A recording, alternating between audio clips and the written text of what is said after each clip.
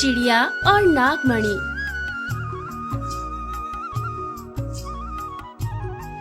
किशनपुर जंगल बहुत ही सुंदर और हरा भरा था। वहाँ पर तरह तरह के पशु पक्षी प्रेम पूर्वक रहा करते थे। उसी जंगल में टूनी नाम की चिड़िया वैद्य का काम किया करती थी। एक बार एक मूर्छित पक्षी को लेकर कुछ पक्षी टूनी के पास आते हैं। अरे पक्षियों, क्या बात है? क्या हुआ इस पक्षी को? अरे टूनी, ये पक्षी कोई आम कौवा नहीं है, ये तो एक वैज्ञानिक है। ये नागों के जहर और उनके जीवन पर शोध कर रहा है, इसलिए ये अक्सर नागों के बिल के आसपास पहुंच जाता है। आज भी जब ये नाग नागिन के बिल के पास पहुंचा, तो वे अपनी नाग माता की पूजा अर्चना कर रहे थे और अपनी खानदानी नागमणि को अपने सर पर धारण करके नृत्य करते हुए नाग माता को प्रसन्न कर रहे थे।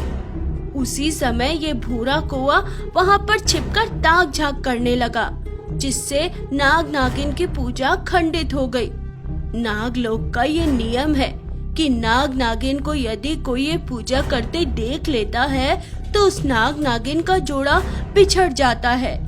इसलिए जब भूरा कौवा को उन्होंने अपनी पूजा के बीच में देखा तो वे दोनों बहुत क्रोधित हो गए और क्रोध में आकर उन्होंने इससे डस लिया।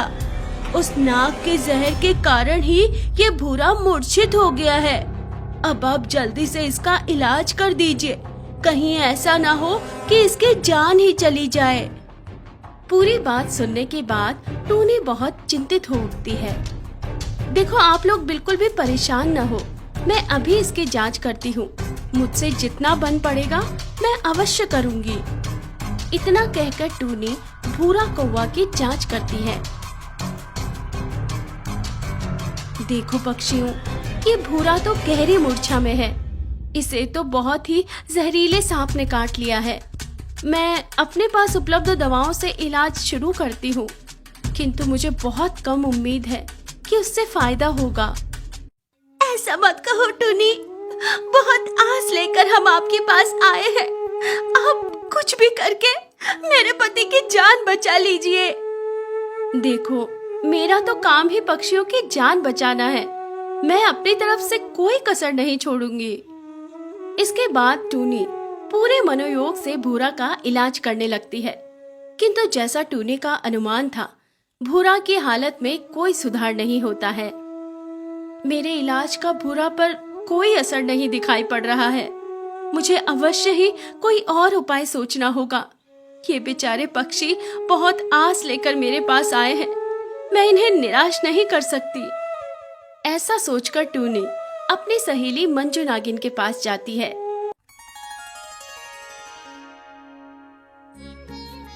अरे टूनी बहन, आओ आओ, आज मेरे इलाके में कैसे आना हुआ? मंजू जी, आज मैं आपसे एक सहायता मांगने आई हूँ।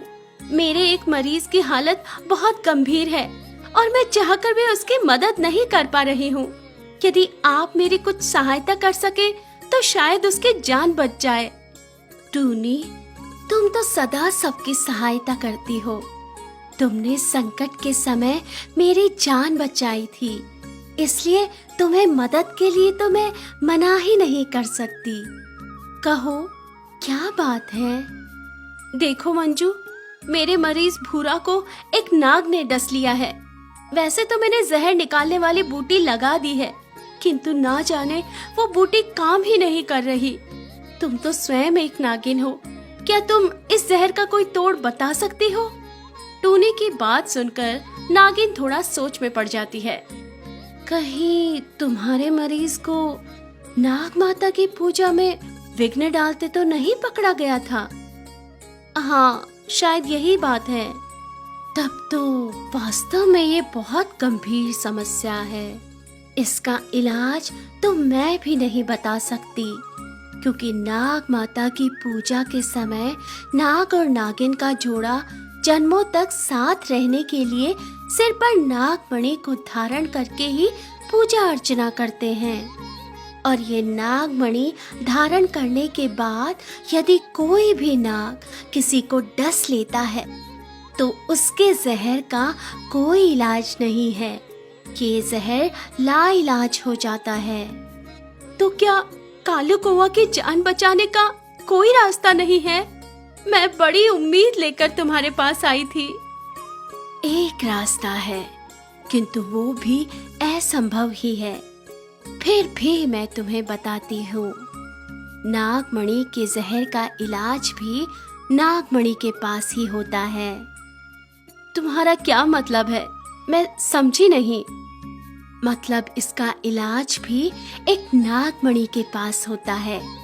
यदि हम नागमणि को घिसकर चंदन में मिलाकर रात के अंधकार में नागमणि के प्रकाश में ये मिश्रण जख्म पर लगा दे तो जहर का असर समाप्त हो जाता है।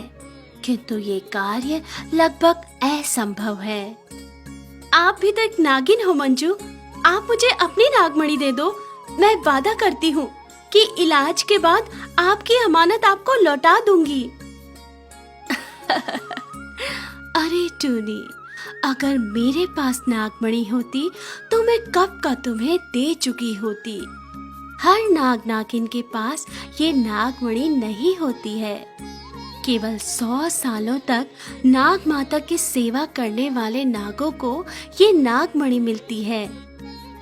क्या सचमुच? तो क्या ऐसा कोई नाग नहीं जिसके पास नागमणि हो और वो हमारी मदद कर दे? टूनी, जंगल में पहाड़ी के पीछे बड़े नाग बाबा रहते हैं। उन्हें बहुत सिद्धि प्राप्त है।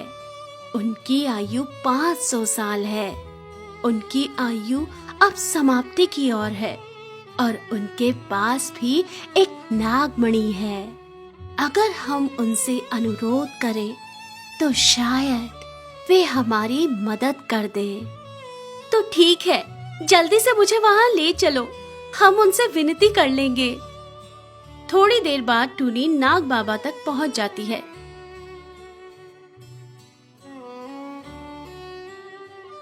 प्रणाम बाबा, मेरा नाम टूनी है।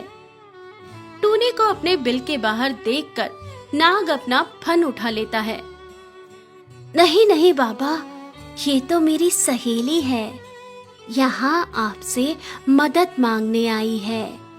ये एक वैद्य है और इसके एक मरीज की जान खतरे में है, इसलिए आपसे मदद मांगने आई है। मदद? कैसी मदद? मैं पक्षियों की क्या मदद कर सकता हूँ? बाबा, इसका मरीज नागमणि के विष से घायल है। बस आपसे ही मदद की उम्मीद है। नागिन नाग बाबा को विस्तार पूर्वक सारी बात समझा देती है। नाग बाबा टूनी की हिम्मत और साहस को देखकर खुश हो जाते हैं। मेरी आयु तो अब वैसे भी समाप्त हो रही है। यदि मेरी नागमणि से किसी की जान बच जाए तो मुझे खुशी होगी। किंतु ये नागमणि कोई साधारण वस्तु नहीं है। तुम्हें बहुत सावधानी से इसको रखना होगा।